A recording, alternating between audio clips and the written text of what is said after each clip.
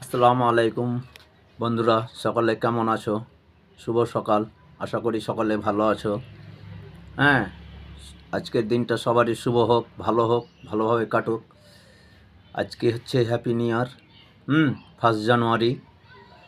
তো কিছু কথা বলতে যে আমরা গ্রামে ফেরি করে বেড়াই। হ্যাঁ, আমাদের পশ্চিমবাংলা বাড়ি, আমাদের মুর্শিদাবাদ বাড়ি। তো কথাটা হচ্ছে এটাই যে আমাদের মুর্শিদাবাদ বলে কি আমরা একবারই অবহেলিত?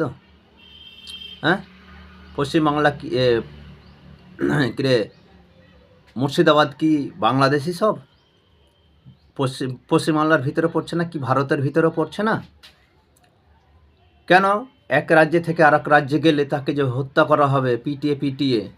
হ্যাঁ, এটা কোন সংবিধানে আছে, কোন আইনে আছে? তাকে বলে দেব যে আমাদের এরিয়ায় কিংবা আমাদের স্টেটে আসবি না, ফেরি করতে আসলে তোদেরকে ব্যবস্থা করতে দেবো না, সেরকম হিসাবে কথাবার্তা বলবে। কিন্তু এই নয় যে তাকে পিটিয়ে পিটিয়ে হত্যা করা হবে। তাহলে আমাদের পশ্চিমবাংলার সরকার কি এগুলো দেখতে পাচ্ছে না? না এগুলো শুনে বসে থাকছে চুপচাপ, কিছু বলতে পারছে না?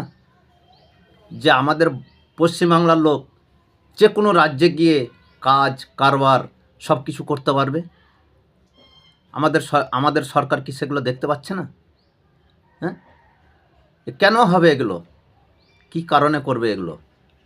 তাদের যে তাদের যে রাজ্যের লোক আছে আমাদের পশ্চিমবাংলার ভিতরে, তাহলে তাদেরকে কেউ কিছু বলছে না কেন?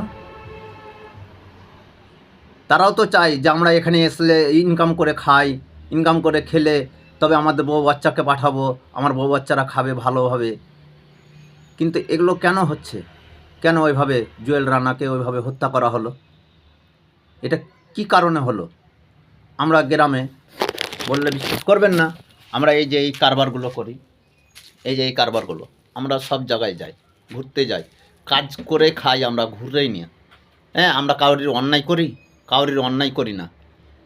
হ্যাঁ, আমরা কারবার করে, কারবার সকাল হয় আমরা কারবারে বেরিয়ে যাই, আমরা কারবার করি, সন্ধ্যা হয় আবার ঘরে চলে আসি, বাসায় চলে আসি, সে রান্না বান্না করে খাওয়া দাওয়া করে।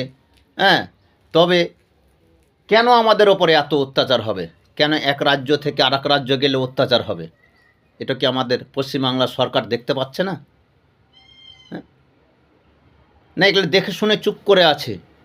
কি কারণটা কি আমাদের পশ্চিমবাংলার সরকারের? কিছু তো বুঝতে পারা যাচ্ছে না।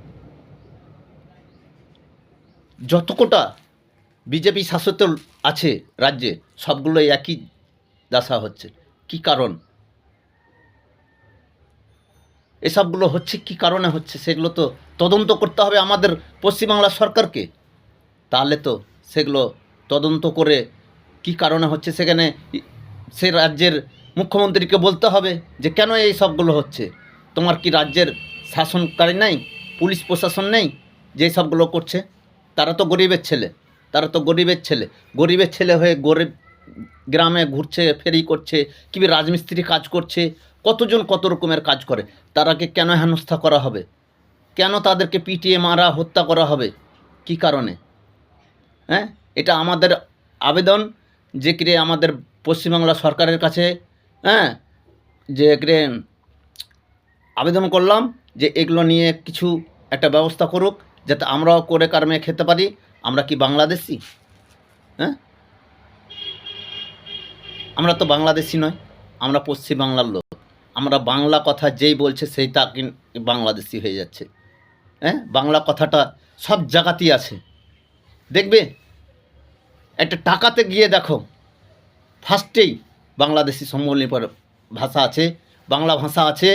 তাহলে আমাদের বাংলা ভাষায় মাতৃভূমিকে নিয়ে অন্য রাজ্যের লোক যে এরকম অত্যাচার করবে, সেটা কি কারণে করবে?